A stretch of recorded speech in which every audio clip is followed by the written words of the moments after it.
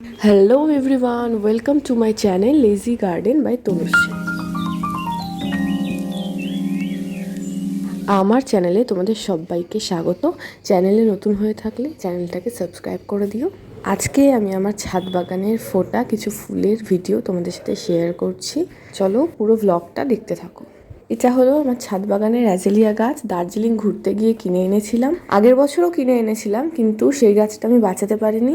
অতিরিক্ত গরমের কারণে এই গাছগুলো মরে যায়। আর এটা হলো আমার ছাদ বাগানের গোলাপি জবা। আমার ছাদ বাগানে অনেক কটা গোলাপি জবা আছে, তার মধ্যে এটা একটা পিঙ্ক কালারের শেড। এই গাছটার বয়স প্রায় 1 বছর। আর এটা হলো লাল রঙের দেশি দোতলা জবা। ভাইজাকে ঘুরতে গিয়ে এই গাছের দুটো ডাল এনেছিলাম। ডাল দুটো বেঁচে গেলেও ভালো গ্রো করেনি, তাই নার্সারি থেকে সেম গাছ কিনে এনেছি। ভাইজাকের বোটানিক্যাল গার্ডেনে এই গাছ আমি প্রথম দেখতে পাই, আর সেখান থেকেই চারা কিনে এনেছিলাম। এতদিন পরে ছাদ বাগানে এই ফুলগুলো ফোটা শুরু হয়েছে। ছাদ বাগানে আর কি ফুল ফুটেছে চলো দেখাই। আমার ছাদ বাগানে সব থেকে অযত্নে বেড়ে ওঠা গাছ হলো এই দেশি নয়নতারা। গাছটাতে সেরকম একটা সারও দেয়া হয় না, দেয়ার মধ্যে শুধুই জল, তাতেই গাছ ভর্তি ফুল পাচ্ছি। যে কোনো জায়গায় এই গাছ খুব সহজেই বেড়ে ওঠে। এটা হলো আমার ছাদ বাগানের কুন্দ গাছ। এই গাছের বিশেষত্ব এটাই যে এর গোড়া থেকে প্রচুর চারা বেরোয়, আর এই গাছে প্রচুর ফুল ফোটে। এই গাছ কিন্তু অ্যাসিডিক মাটি খুবই পছন্দ করে। 1 চামচ কফি 1 লিটার জলে গুলে এর মাটিতে দিলে খুব ভালো ফুল পাওয়া যায়। আমার ছাদ বাগানের এই যে ছোট্ট গাছটা তোমরা দেখতে পাচ্ছ, এটা আমি বেহালার প্রতিমা নার্সারি থেকে কিনে এনেছিলাম।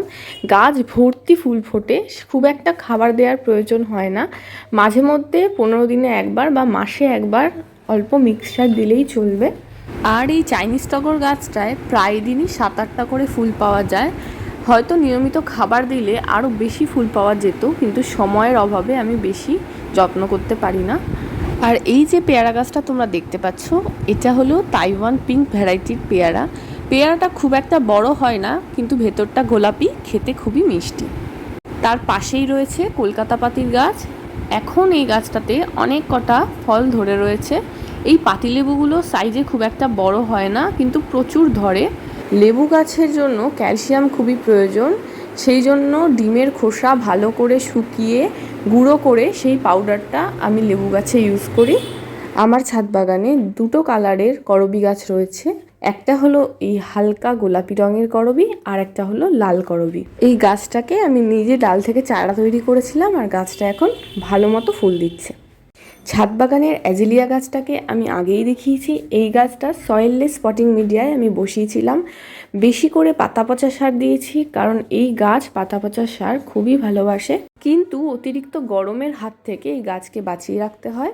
আর এটা হলো আমার ছাদ বাগানের সব থেকে সুন্দর দেখতে গাছ, অর্কিড।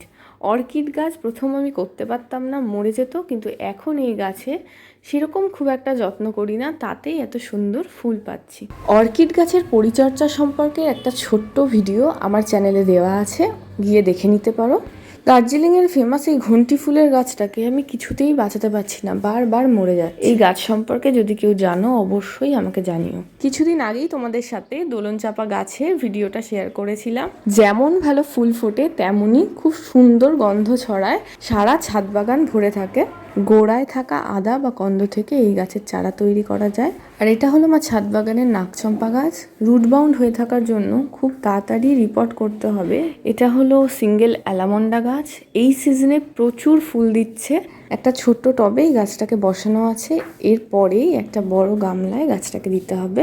সময়ের অভাবে গাছগুলোকে রিপোর্ট করতে পারছি না, রিপোর্ট করলে অবশ্যই সেই ভিডিও তোমাদের সাথে শেয়ার করব। আর এটা হলো আমার ছোট্ট টাইম ফুল গাছের জঙ্গল। আজকের ভিডিওটা কেমন লাগলো অবশ্যই জানিও, ভালো লাগলে চ্যানেলটাকে সাবস্ক্রাইব করে দিও। Thanks for watching.